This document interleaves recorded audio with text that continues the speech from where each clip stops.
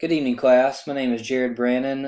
I did my collective summer reading project on The Unlikely Disciple by Kevin Roos.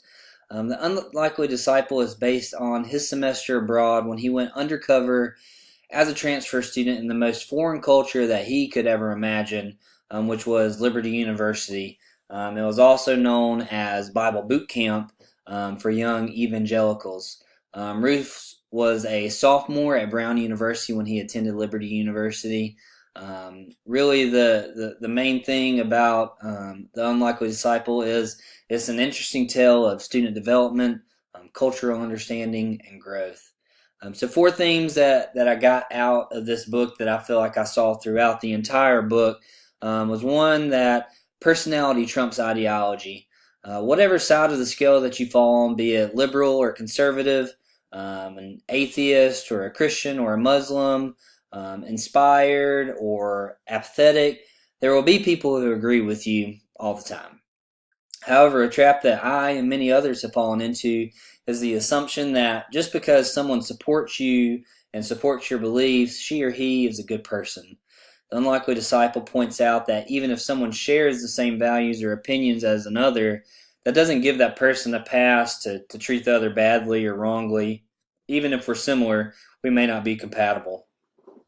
I believe that the primary aspects crucial to thriving despite an unfamiliar environment like Kevin Roos is in are endeavoring to understand people around you, but while maintaining one's core identity. In short, the transition of to college or any new environment demands balance. We need to be willing to dismiss our preset ideas and beliefs to allow other people to share their ideals, especially those outside of our realm of comfort and understanding, but while maintaining the views that are essential to our identity. The third theme that I saw was open-mindedness, and this is crucial regarding understanding others' beliefs and why those beliefs stands. Kevin describes the necessary and the difficulty of preventing prejudice from seeping into his experience of liberty, saying, I did not want to see what Christian college was like with as little prejudgment as possible. I knew that wouldn't be easy, but you can't neutralize a lifetime of bias overnight, but I wanted to try my best. If I went to Liberty, it would be to learn with an open mind. And lastly, knowledge tends to breed acceptance. If Kevin Roos's experience reigns true on a broader spectrum, it supports this concept that knowledge tends to breed acceptance. If others genuinely took the time to learn about other institutions and ideas, connecting with them on a personal level would be infinitely easier. Learning about others gives rise to a greater display of grace and love. Just as my faith asks of me as a believer, I hope we can incorporate our beliefs and our secular ideas to the desire to accept others into our own lives, even if they are different.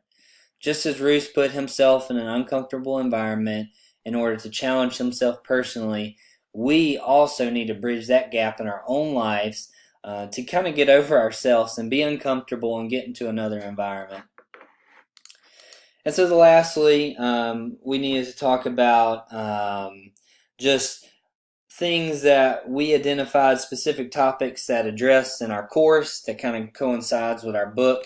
One of them was that student affairs professionals would be well served to take an active role in exploring and learning about communities with which they are less familiar with. Just like Kevin Roos did, he was unfamiliar with the Christian community, and so he went in and he wanted to learn more about that and kind of grow himself. Just as the next one, we need to reconsider identity as changing and fluid. Our change in ourself is not just like a linear line. Really, it's intersecting identities based on where we're at and the stage of development in which we find ourselves. And of course, throughout the entire book, it was all about campus climate and how different the campus climate was from Brown to Liberty University.